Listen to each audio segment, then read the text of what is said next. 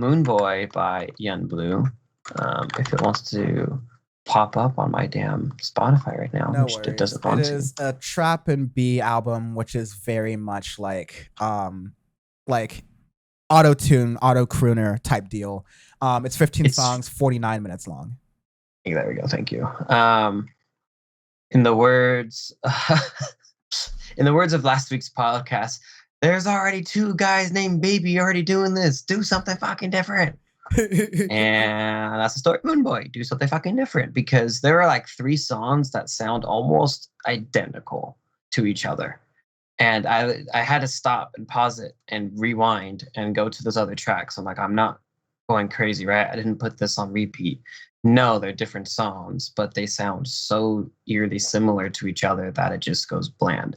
And that's kind of the story of a lot of this record. You start off, but you have a lot of big name artists on here. You have the first track. As a German, I really want to say Die Under the Moon, but it's Die because, English. Die Under the Moon featuring John Legend. You have Tired of You, second track with her. You have Angels Never Cry with Moneybagg Yo and Kodak Black. You have Kalani. You have Big Sean. You have Jeezy. You have Drake. You have Gun. Jeezy and Drizzy. Yeah, Jeezy and Drizzy, exactly. You have Dog Beater and 2 Chainz. You have DeVito. Like there's a lot. Boogie And with the last track Hoodie. with Boogie the Hoodie. Like there's a lot of people on this And album. I smell a deluxe album coming too, because this happens with all these trap albums and trap 100%. records. Like, this is just the beginning. Like, next week or in 2 weeks, you're gonna see Moon Boy Deluxe. The album cover is gonna be like saturated orange, and like it's gonna have 40 more songs on it. Like, this is just how this is the state of the game right now. There's gonna be a Migos track on there. There's gonna be like maybe like featuring like a Pop Smoke or some random posthumous artist. Straightening too. Jesus. But anyways, going to the actual music of the album.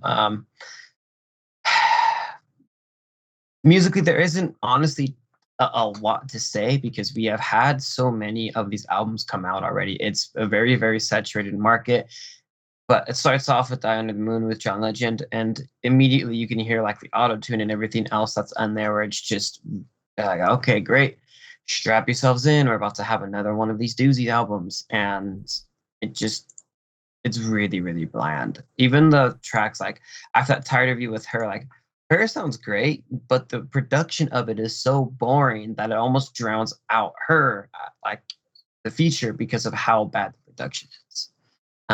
Even like later on too with the Drake track, Boogie with the Hoodie track and stuff like that, where usually these artists and stuff, you can hear a lot of their like ideas and their production value and everything on there, but you can't in this album. The production is literally almost exactly the same in every single track, to where it's just bland, overproduced, overgeneralized, same shit that we get, twice a week, for Christ's sake, the past 2 years.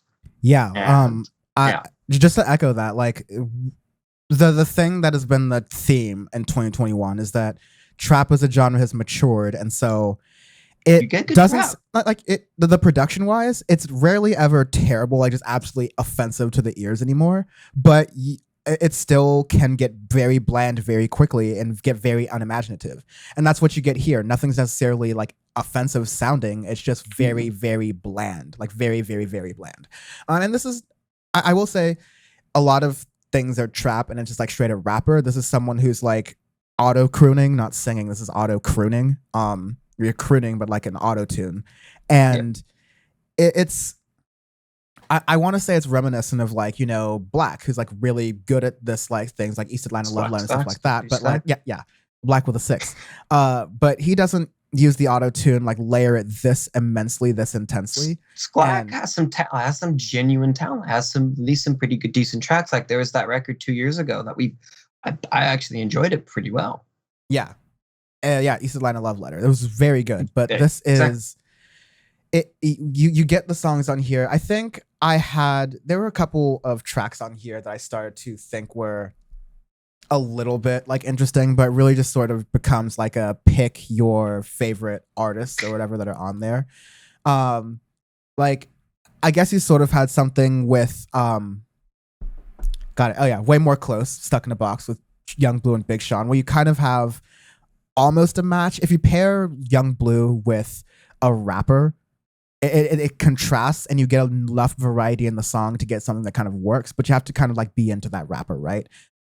Young Blue on these songs himself is digging too much into the auto-tune thing, and it becomes like a really rough aspect of the song. Like it becomes you borderline unlistenable, really. Like it's just hard to even have in the background. Yeah, and then going on to my point earlier of how tracks sound the same, your mind still, which is really hard to read, with Drake, and then Ghetto Lovebirds. Like listen to them back to back, like the first 20 seconds, and it's like exactly the same beginnings, and then the whole track base almost plays out exactly the same, to the point where I had to again go back and forth and be like, are these the same tracks? No, they're not, but they're still like that's my big issue with this album is the production is just it's so bland and there's no really good ideas that it just nothing it all falls flat on itself. Especially with in this genre of this trap and B, there is a shit ton of trap and B records that come out this year. There's a lot of very, very good ones, and there's a lot of bland ones. And you're just getting this oversaturated market because it's easy to cash in. You don't even need to be a big name artist to do that. You just get all these features and groups and everything, and then cash in on those people popping onto your album because people will hop in here because they see, oh, hey, Drake's on here. Oh, hey, Gunna's on here, so on and so forth. And they'll pop in this and that track. And it's like nothing offensive. It's nothing terrible, and they'll be, oh, okay, it's a decent track, whatever. But they don't get to the substance of the rest of the album because they only go into your favorite artist. But if you go to the substance of the rest of the album, you're like, wow, this thing is not that great. Yeah, it's I hated it less on second listen than first, but I came out of it like the same. Is that it's just powerfully bland. Not gonna powerfully bland because like that is just like a chart. That's stopping, a whole like different. It's like in profound ways, I have barely any thoughts about anything Gunna usually makes because it's just that bland and devoid of much. It's like Gunna's kind of like the Ryan Seacrest of trap music. Like it's just like absolute like middle tones. It's just you just really can't. There's no indifference. But yeah, this is kind of that for trap and B. It's just lay off the auto-tune, dude. There's decent lyricism here. There's enough varied stuff to make it like, okay, it's a trap and B record. It's not Future, all right? It's not Gucci Mane. There's some different stuff in here, kind of, right? But just lay off the auto-tune. Honestly, you don't need it as a crutch, all right? Like seriously.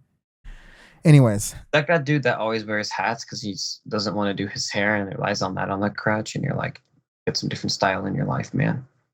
Yeah, it's okay. Like gel it up. Maybe get some different types of hats. But yeah, just exactly. You know, maybe wear your snapback backwards. You know, like spice it up a little bit. You know, just bring out the bucket hat. Why not? Just be yourself. Bucket, dude. Bring out like a neon yellow bucket hat with like a red stripe in the middle, like something that is hideous, but at least it spices up your life. I'm sure that's the flag for some country. Anyways, arbitrary scale.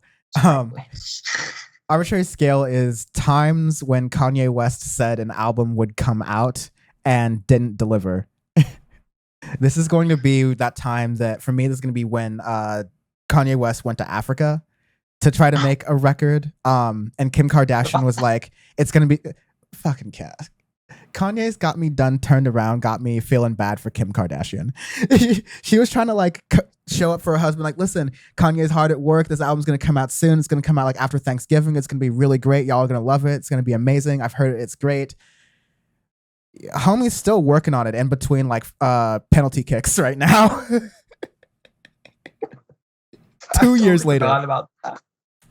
This is when Jesus was supposed to be released, and it kept getting pushed back and pushed back and pushed back, and it was finally released. And then you had that Sunday service thing, and just that whole debacle of debauchery and the amount of money and stuff that is in there, which is the irony of it all being religious. So Jesus is late. Jesus is late, exactly. All right.